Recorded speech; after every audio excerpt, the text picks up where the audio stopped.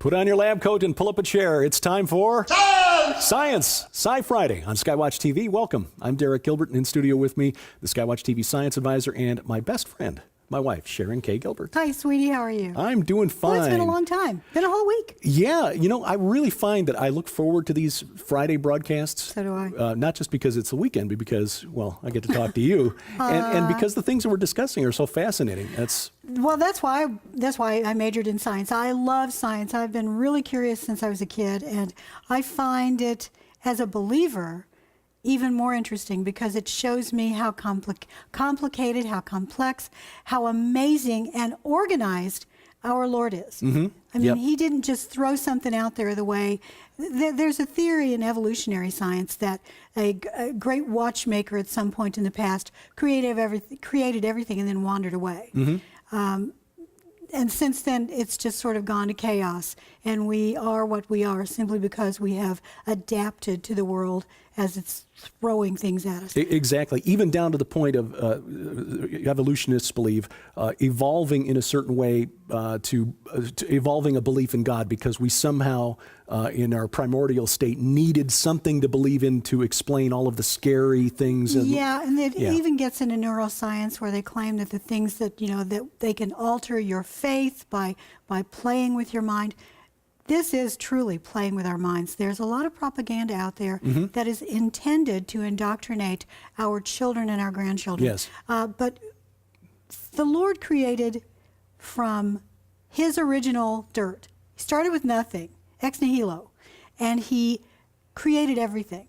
He spoke nearly everything into being, but He actually created us with His hands, which I think is so wonderful. Yeah, I never thought of that. It's all part of human exceptionalism. Yeah. We are different. We as humans, if you take a look at the memes, the trends that we're seeing in science these days, it's robotics, artificial intelligence, finding ways to upload the mind, finding ways to self-direct our evolution. Right. So that we can become the next God, which I think as gods. Is so interesting. Because you just talked to Carl Tykrib about the religion conference that took place in Utah. Parliament of World Religions, right. And it was a really interesting gathering. Estimates range from 8,000 to 14,000 people. That's a lot of people. Yeah, but ranging from liberal Christians. You didn't find any Bible-believing Christians there, because I think one of the requirements was a belief that all belief systems lead somehow to God, even the ones that make mutually exclusive truth claims. Now, I asked Carl how there could be Christians there who believe, ostensibly, that Jesus is the way, the truth, and the life, and no one gets to the Father except through Him, sharing space and linking arms with Wiccans, with pagans, with Jains, with Zoroastrians, Hindus, Buddhists, even the Imam from the Grand Mosque in Mecca. Oh my goodness. That surprised me. There were representatives of Judaism there, all coming together with the understanding that they're working toward the same goal. And although it sounds bigoted, but Jesus is the one who said it. I am the way. No one comes to the Father except through me. Exactly. If we accept Him as Lord and Savior, we have to believe that that is the truth. And while we desire, like the Lord, that no one perish but have everlasting life, unless they make that commitment to Him, they're making their own beds. And sadly, there are some Christians who are buying into this. And not only is it moving toward a one-world religion, but as I said, and we know this that's idea prophesied. this idea of self-directed evolution is something that is moving toward the singularity, this moment when human hybrids, where humans hybridize with machines. I'm bringing all of this up because there were a couple of stories that came out this last week that I think are really indicative of where we're going. Most kids these days, they've got a cell phone in their hands constantly. Right. There is a study out now that says that kids spend more time on social media and online than they do sleeping. That is disturbing. You sleep, at least you're supposed to sleep about a third of your life. Yeah. They're spending more than a third of their lives. These are young lives. And as they get older and more entrenched in it, and it's more that we're soaking in it everywhere, that number will rise. They'll spend more and more time, and eventually we will be hooked in to the internet 24 hours a day. Now, Dr. Ray Kurzweil suggested that that was our destiny, to somehow, through nanotechnology, be connected wirelessly to the internet all And the time. become gods, because we'd be omniscient, Right. according to him. Right. We would have access to anything when we need it, where we need it, and therefore we would be gods. He used that word. He said we'd be gods. Yeah. Well, Now, the really scary thing about this, too, is that, and I saw that study, 9 hours a day on average with social media. Yeah. The average American child spends about 15 minutes a day with their father. yeah. And how many times a day? Yeah, that is so tragic. Yeah. How many times a day is a child reading any kind of book? Just actually reading. But more so, a Christian family, are they actually reading the Bible? Right. Not very many. I'd say out of the 15 minutes where they're not online, that's really, or 15 minutes with a dad.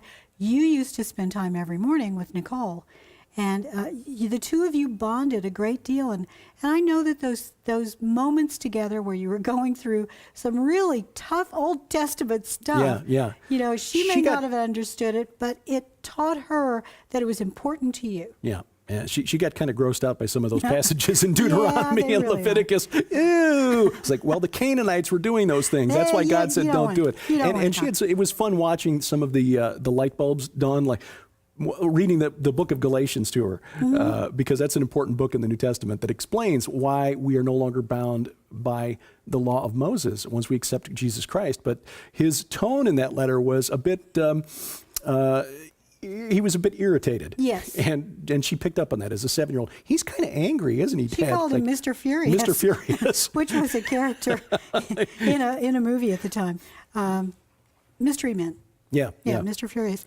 But there are other stories that have come out about this. One of the titles, Are Humans Developing an Emotional Attachment to Robots?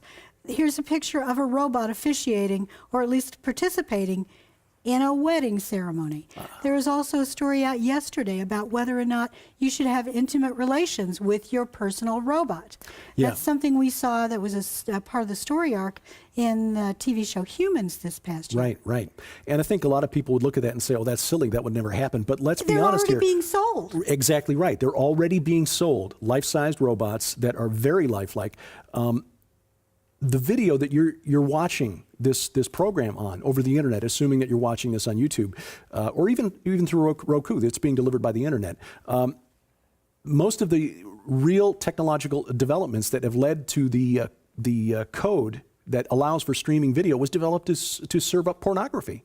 So why should we be surprised that the robotics industry is basically being driven in the same way, Exactly. for the same motives? Exactly. But along the same line, I believe that this is reshaping us as humans. Yes. We're already being hybridized. There's a book humanity is being deconstructed. I'm writing a chapter for a book that's going to be published sometime next year that is all about that, how we're being slowly morphed into a different species. Yes. And it's by this technology that can be used for good or ill.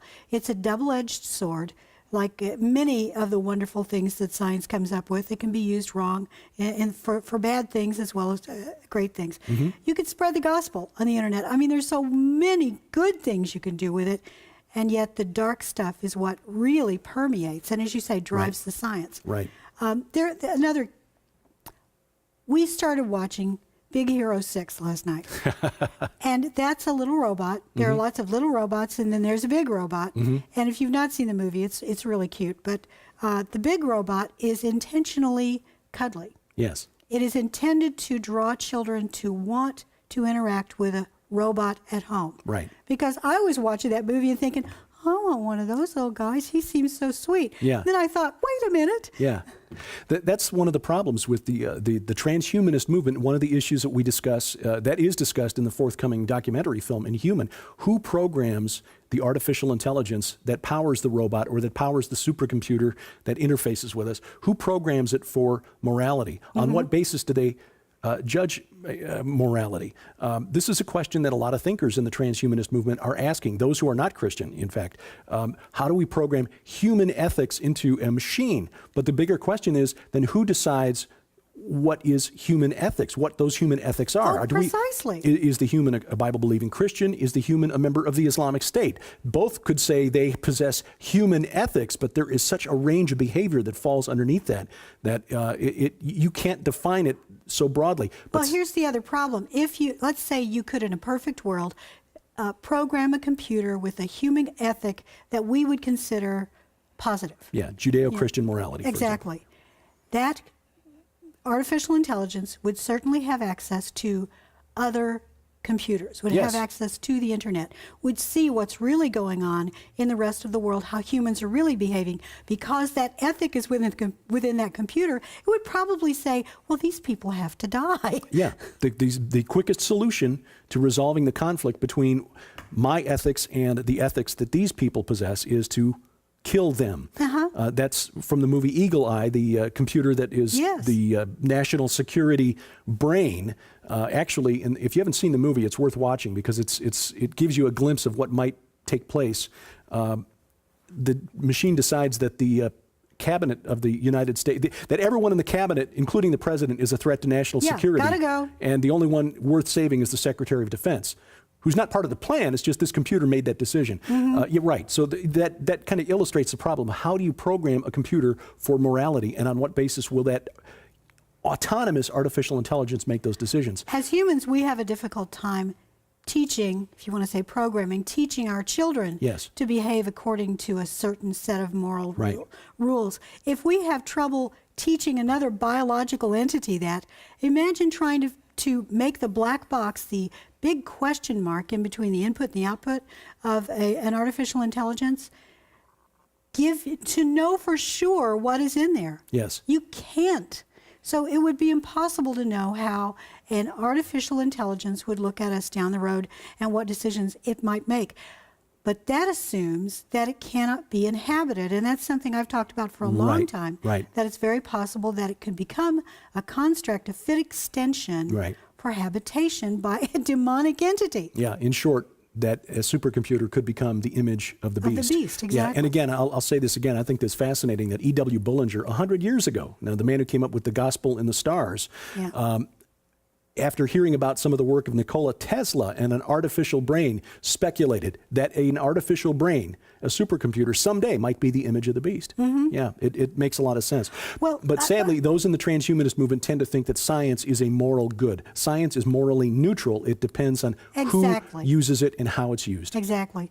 A little bit of a left turn, but it's sticking with tech. There is a camera that you can now buy. It's a Kickstarter campaign. You can supposedly, I say supposedly because I don't know the people who have started the campaign. You never know when you contribute to something like that if it's really going to be a product that is created down the road.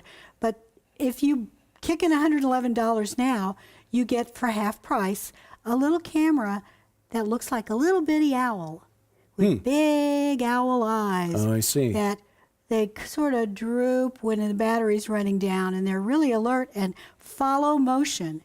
They follow whatever's going on. So supposedly this is the new way to have security in your home. The nanny cam or the outside cam. You want to see what's going on.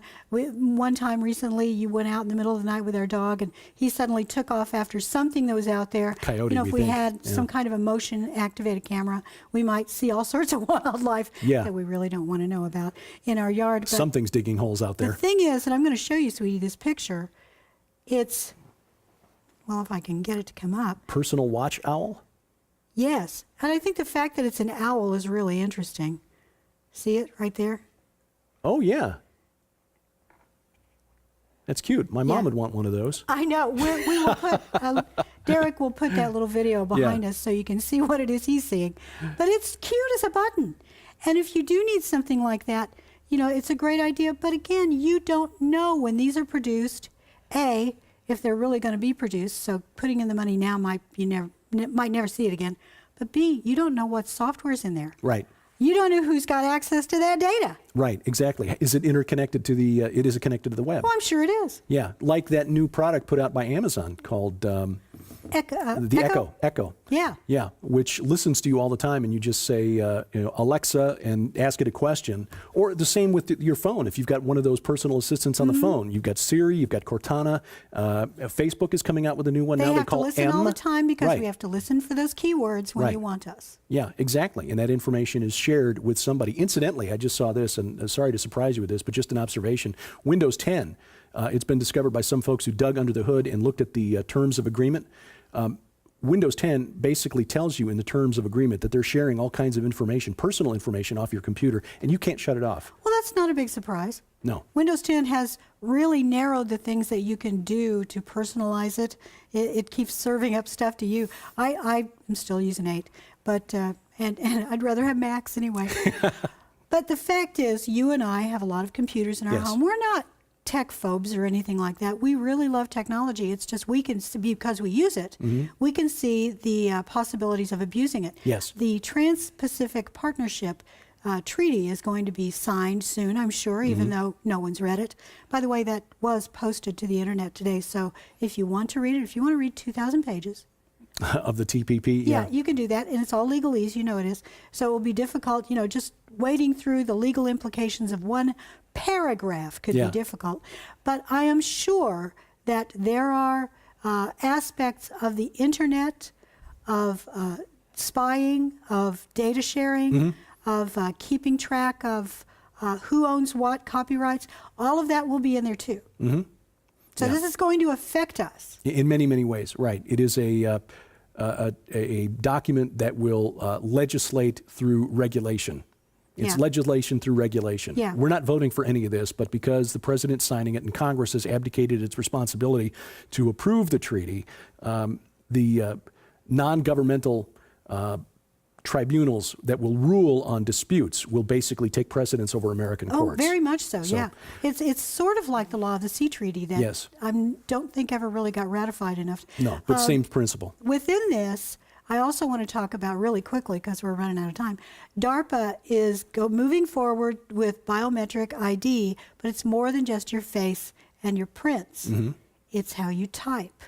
Oh, This is something that if you're on websites that are secure, to make sure you are you, the software will not only get your password, probably, look at your image if it can through the camera, but also will listen and will watch how you type, because it will be determined you have a certain pattern, certain pressure on the keys, the way you move your fingers around a board.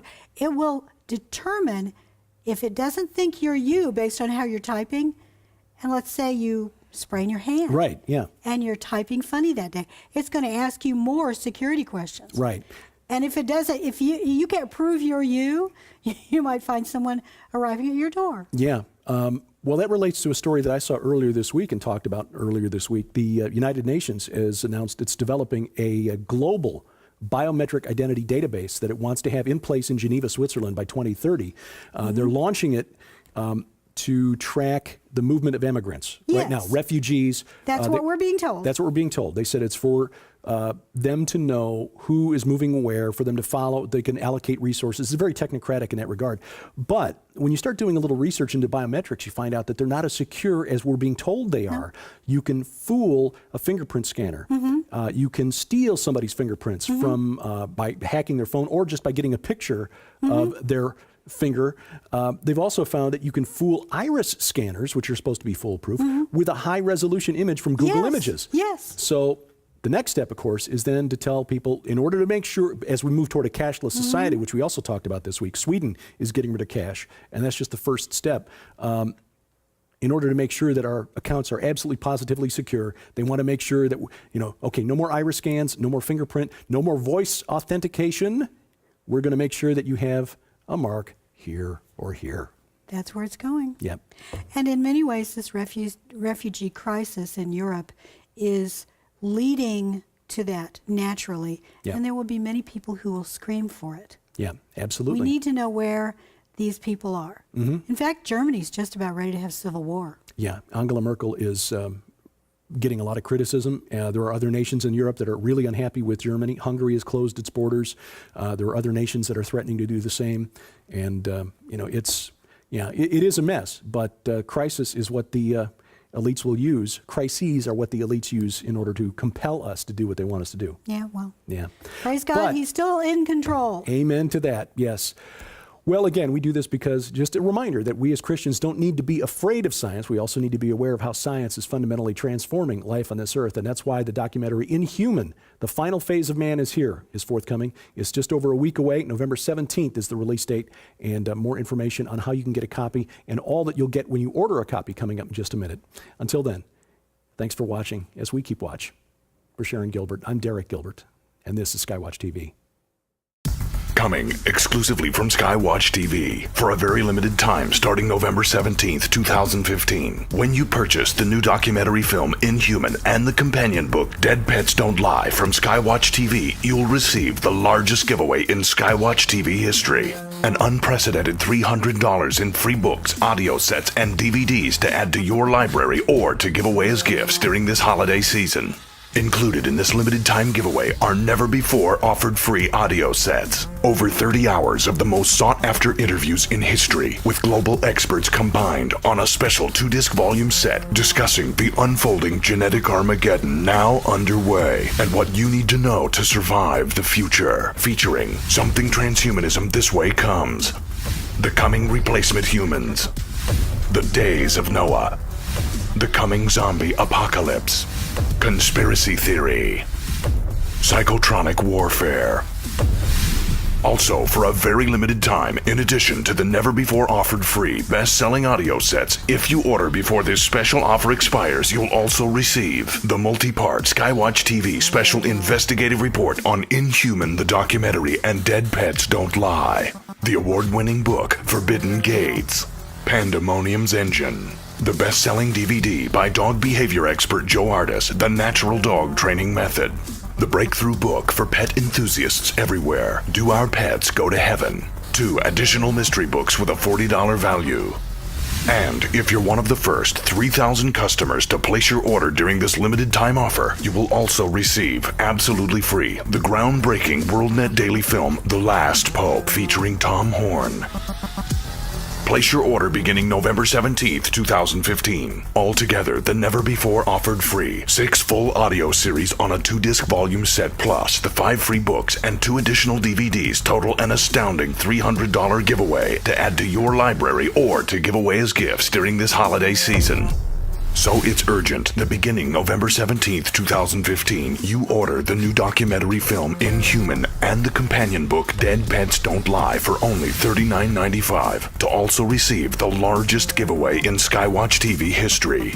But please understand this offer will end without notification and is on a first-come, first-served basis starting November 17th. So be sure to visit SkyWatchTV.com to follow the countdown to the greatest giveaway in SkyWatch TV history. Order the new documentary film Inhuman and the companion book Dead Pets Don't Lie for only $39.95 to also receive the largest giveaway in SkyWatch TV history.